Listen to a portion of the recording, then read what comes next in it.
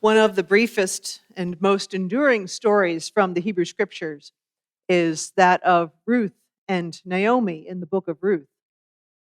Naomi is from Bethlehem. Her husband and their family traveled to Moab to escape famine. And while there, Naomi's sons marry women from the area, including Ruth and Orpah. All in the course of time, all of their husbands die.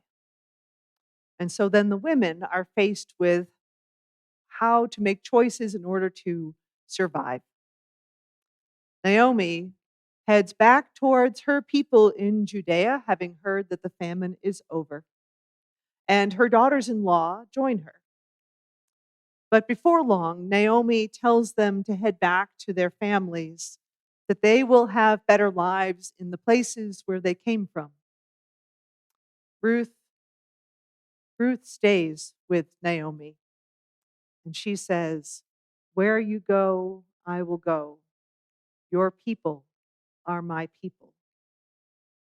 It is such a simple story of Ruth staying with Naomi. They had suffered loss from war, from famine, from the death of husbands. The future, their very lives were not at all clear.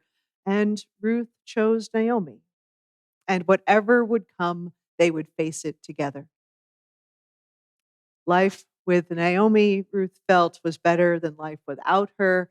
It was an act that was in part fending off loneliness, dealing with the possibility of isolation in grief. And so was Ruth and Naomi making a choice, doing what humans do because we are made to belong. From Shoshana Jedwab, contemporary Jewish music artist. Where you go, I will go, beloved. Where you go, I will go. Where you go, I will go, beloved. Where you go, I will go. And your people are my people. Your people are mine. Your people are my people. You're divine, my divine.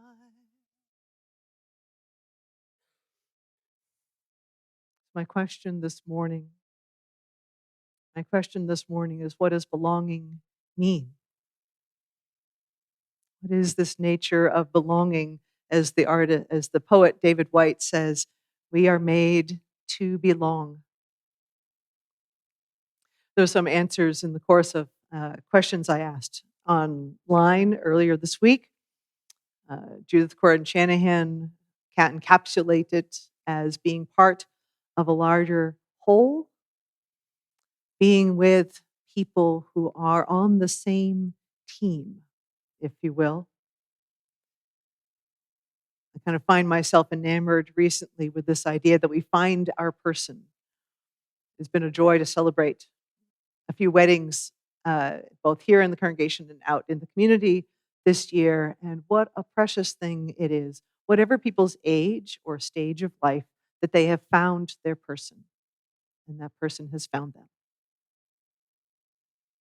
My colleague, the Reverend Sandra Fees, talks about this a bit, drawing on an essay from Marina Keegan, that belonging is the feeling that there are people, an abundance of people who are in this together, who are on your team, this belonging as this feeling, this state of being.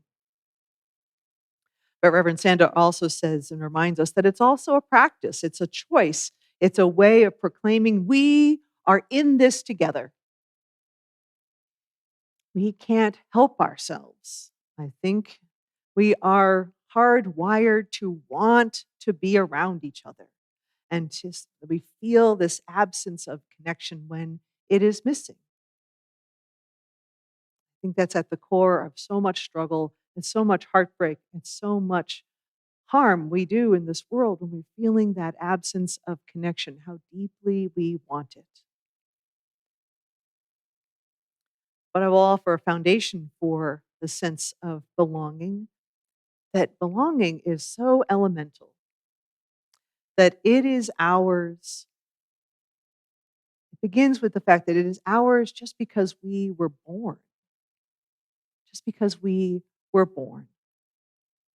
We don't have to qualify. We don't have to get the credit card check.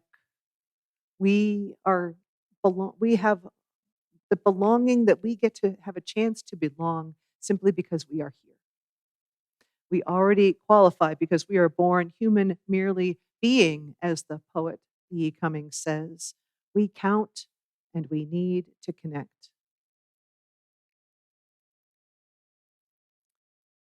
But I want to acknowledge that not every experience of belonging is desirable or healthy. I think we need to spend a moment on recognizing the less positive aspects of belonging because it becomes so easily toxic or problematic when we belong together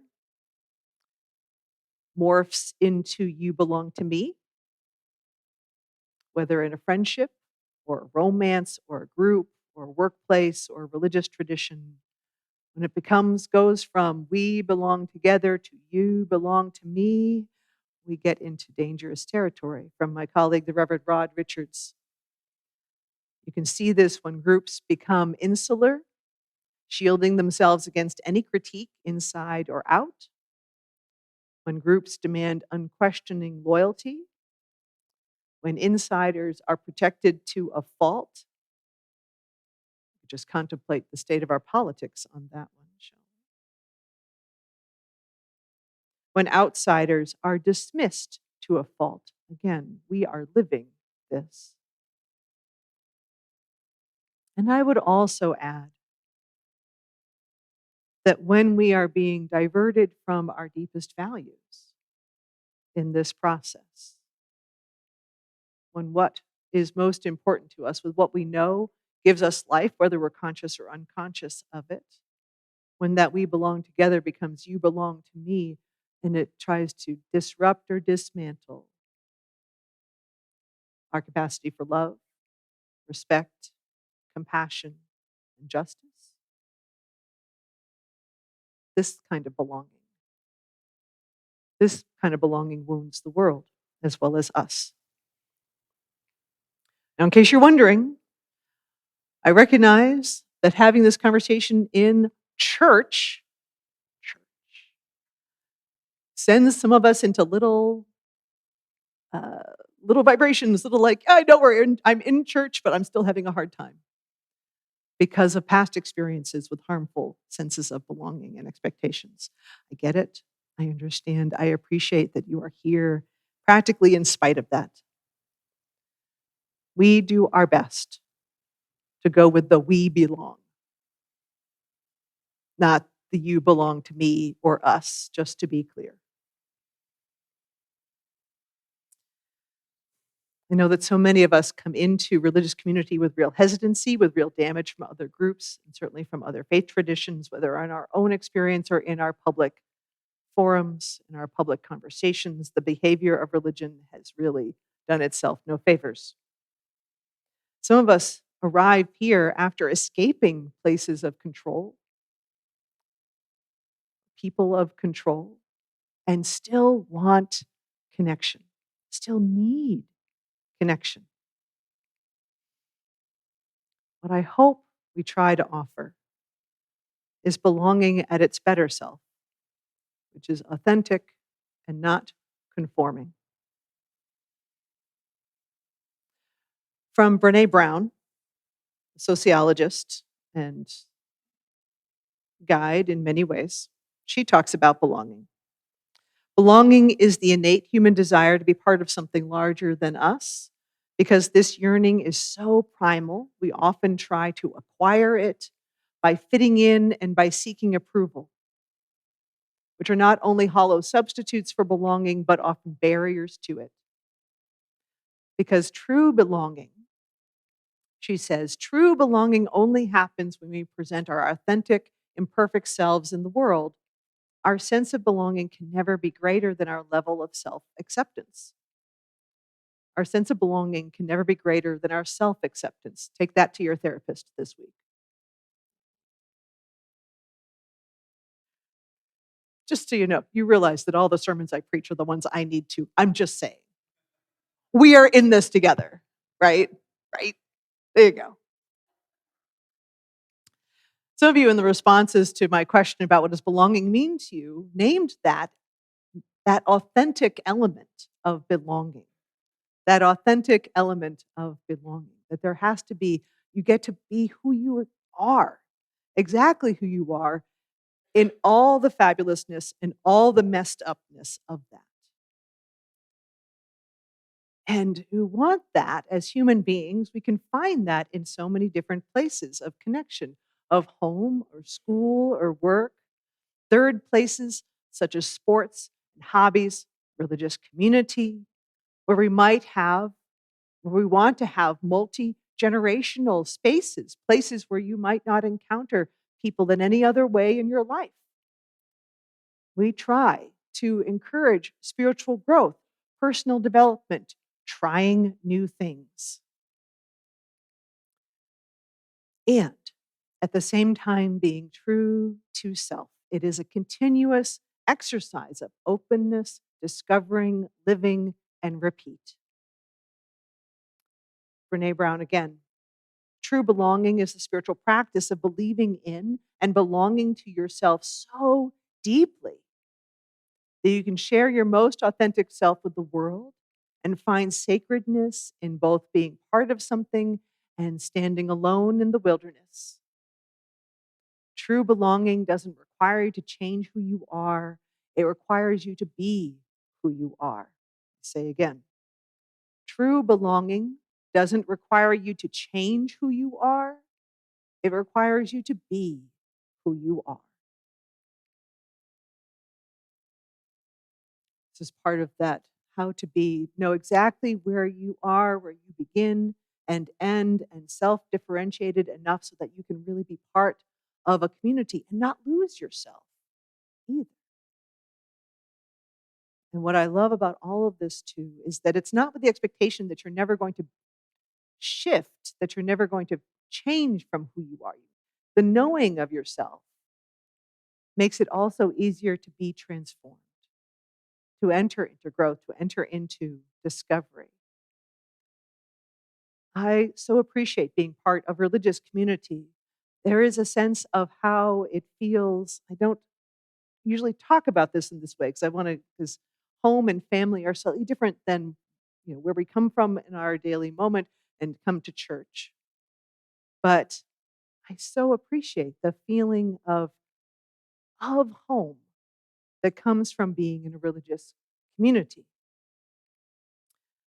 And at its best, not feeling I have to behave in a certain way to be accepted and don't have to kind of keep up uh, trying to impress people, trying to make people like me. I got the worst case of wanting people to like me. It's a it's a double-edged thing in ministry, I'm just going to say. Because sometimes I really have to tell people the truth. That doesn't sometimes isn't so popular. But I also get to listen to people and maybe hear what their truth is too. And that is revelation. That is a precious gift. In a religious community such as this, we are generational. We are people coming in and bringing their children and inviting their friends and people who have been here for decades, all in that flow of people coming in and out. And especially for those who are finding this for the first time in their lives. Like, what is this church thing? Ooh, look, it might be a good idea. What a precious opportunity to be in a place that is a safe place to be the self, to be known, even when, not if, even when being socially awkward, even when we're not having a good day of figuring out how to relate to one another. It's okay. And it's not necessarily in the big moments, like coming to service on Sunday. That's pretty big, right? But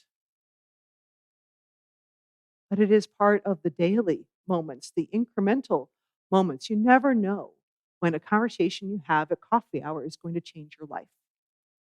you don't. It is this basic component of belonging that we get to keep being connected to each other and in recognition that other people are here too. We are not these isolated beings, but we are in a deep relationship with other equally qualified people. It is not easy. There is no magic.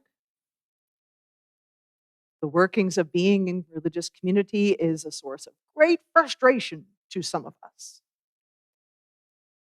It is a place where we feel like people aren't uh, seeing what needs to be done, aren't taking care of things, maybe our feelings hurt because somebody ignores or somebody's a little bit mean or somebody's a little bit grumpy. There can be one of the most powerful, profound experiences can be when somebody is feeling alone in the midst of a crowd. You can have that feeling at church at times. I've certainly had that. Place can be a source of grief, can be a place a source of loss. That if we have been here for a while, if we thought we had gotten to know some people and we're looking forward to seeing them, and maybe they aren't here in the same way they once were. This has been this profound shift in the last 6 years. It's no small thing to realize that the people we loved seeing, we aren't seeing them on a regular basis for whatever reason. And that what had been, what we had felt was the flow and the character of the community has shifted and it's not what it once was. Sometimes what we thought was solid and reliable is not so much, especially in times of hardship. How important it is to be paying attention to one another. It can be so easy to focus on the people we see, but sometimes we forget about the people we don't see. And we have such a crowd of people that we don't see and yet still are part of the congregation. And it's up to us to help keep making that relationship happen, to keep reaching out and connecting with one another. Because we still need this place. We are a profoundly human institution with all the benefits and brokenness. And for me, it is a practice. It is always a practice. It is never a finished state. There's no one perfect moment of, this is church. We're going to hold this in amber forever. That's not the nature of religious community. We keep flowing and keep answering and asking the questions about what does belonging mean? And how are we together? When we act from the understanding that other people are here with us, that we matter, that other people matter, we nurture that sense of belonging. We make it possible for us to be here for our children and for our friends and for the next visitor and for the next people to come that we will never see. This place is worth doing that practice. And it's a practice of belonging that is healthy and affirming and respectful and loving. Healthy and affirming and respectful and loving. It is work. It is good human work. And it's part of a larger work because it's not just about us and one coffee hour or one congregation or one area of the country. It is part of a larger work. Dr. Martin Luther King Jr. talked about the beloved community. And he was talking about not this utopia, but a community forged through struggle and sacrifice, through nonviolence. And in the larger work that we are simply by being together and relating to one another, we are contributing to the dismantling systems of oppression simply by recognizing that every person is a person. That is a profound thing to say in this time. Every person is, in fact, a person. And the dignity of all must be honored and respected. In our context in Unitarian Universalism, the aspiration to beloved community invites us to move beyond individual belonging, as my colleague, the Reverend Michelle Collins says, to move beyond individual belonging and into communal liberation, to ask not only who feels welcome, but who shares power. Who shares power? Who is heard? Who gets to shape the future? This is why radically seeing each other as fully human is so powerful. We are shaping our world. It is a theology that refuses to separate love from justice and belonging from equity. Beloved community challenges us not to rest in comfort, but commit ourselves to the hard and beautiful work of building a world where all can truly belong. This is our task. Whether we relate to each other out of a sense of grief or hope, as Naomi and Ruth did, whether we try to be authentic in ourselves, recognize when belonging can be negative and damaging, and keep holding on to what is most valuable to us. And take that further into how deeply we are intertwined and interconnected with one another and with our entire world. It is the work we get to do. I close with a thought from my colleague, the Reverend Linda Susan Ulrich. I so appreciate how they articulate this. May we feel our interrelatedness with all beings on earth, human and non-human. May we remember always the belonging that is ours simply because we were born. And may we place our faith in the strength of those connections. May we commit ourselves to the work of keeping them healthy and good. Amen.